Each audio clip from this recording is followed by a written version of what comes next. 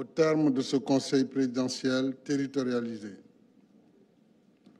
Je voudrais d'emblée féliciter l'ensemble des participants pour la qualité et la pertinence des interventions. Nous sortons de ce Conseil fortement enrichi de vos excellentes contributions qui révèlent votre engagement résolu pour le développement de vos terroirs au sein de la belle région de Kaolack. Nous pouvons retenir pour ce programme d'investissement prioritaire 2024-2026 une enveloppe de 1 000 milliards de francs CFA. Ce programme a l'avantage de refléter les priorités consensuelles. Dans ce cadre, je voudrais demander au ministre de l'Économie ainsi qu'au ministre des Finances de réarticuler le volet jeunesse et inclusion pour renforcer les enveloppes, notamment dans le secteur du sport et des activités informelles, en particulier l'activité moto Jakarta à Kaolack. Parce que Kaolack a une histoire avec la moto. Et cette activité a pris naissance au Sénégal à partir de la ville de Kaolack.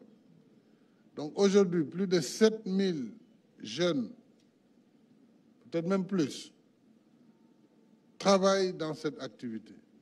Il nous faut les accompagner, les organiser pour en faire un véritable métier. C'est-à-dire organiser le secteur, leur donner les moyens, les équipements, le port, les gants, les genouillères, les coudières, et leur donner l'assurance maladie ainsi que l'assurance retraite. Nous devons réorganiser tous ces secteurs informels pour les accompagner. Alors, dans le domaine du sport aussi, bien sûr, Kaolack devra avoir un stade aux normes. Je ne sais pas si c'est aux normes FIFA ou CAF, mais en tout cas aux normes. Et pour l'hôpital, il ne s'agira pas pour nous de réhabiliter l'actuel hôpital, qui de toute façon est déjà fatigué. Donc, il faut continuer cette réhabilitation, mais nous devons construire un hôpital neuf de niveau 3 à Kaolack dans les prochains mois. Donc ça, c'est un volet important. Kaolack étant un carrefour et étant une région avec la population qui a été indiquée, mérite un nouvel hôpital de niveau 3 qui respecte donc toutes les normes et tout le plateau requis. Sur l'assainissement aussi, nous savons que la ville de Kaolack est une ville qui souffre de la nature de ses sols, qui sont des sols argileux, des sols salés. Donc, la question de l'assainissement devra prendre une part importante. Assainissement en eau usée et en eau pluviale. Donc ça aussi, il faudrait réarticuler les enveloppes pour prendre en charge de manière durable cette problématique de l'assainissement à Kaolack. Maintenant, mon ami Ahmed Khalifa, comme c'est mon ami, mel na nu yaa ngi bëgg a am solution ci sa tali boobu ngay wax parce que ministre Thérèse Faye xamal na ma ne la coordonnatrice nationale du Promoville qui est là dans la salle Madame Sow dana dem xool bu dee 350 mètres yi ñu def ko pavé boo xam ne circulation bi dana mën a jaar yoon. Donc c'est une instruction pour Promoville et pour le ministère du Développement communautaire. Alors, il convient donc de retenir, mesdames et messieurs, au titre des décisions prioritaires de ce Conseil présidentiel, l'amélioration du cadre de vie des populations des communes de la région qui doivent bénéficier d'un programme spécial d'urgence d'amélioration du cadre de vie. Cadre de vie, moi cet gi moom mooy hygiène mooy aussi ndox yi ndoxu kër yi ndoxu taw il faut ñu améliorer loolu, régler le cadre de vie au Kaolack de façon définitive et durable. Loolu nag mooy li ñuy wax intégré na volet aménagement, volet assainissement, eaux usées, eaux pluviales.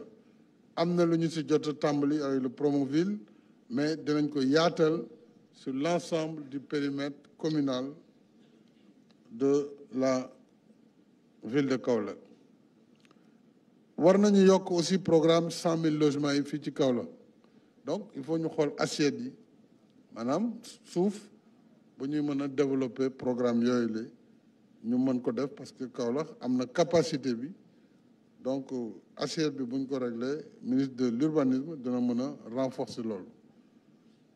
War nañu itam yokk kaaraange gi mooy sécurité armée gendarmerie police mais aussi douane, eaux et forêts et parcs nationaux, services d'hygiène, etc.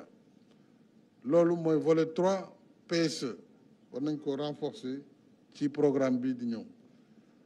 Il faut améliorer la couverture sanitaire, je l'ai dit, avec le nouvel hôpital ainsi que la maintenance du centre hospitalier El Hadji Ibrahima Niass et la modernisation des centres et cases de santé dans l'ensemble du périmètre régional. Achever le centre de santé de Gandiaye et programmer la construction des centres de santé de Ndofane et de Wakanguna, entre autres.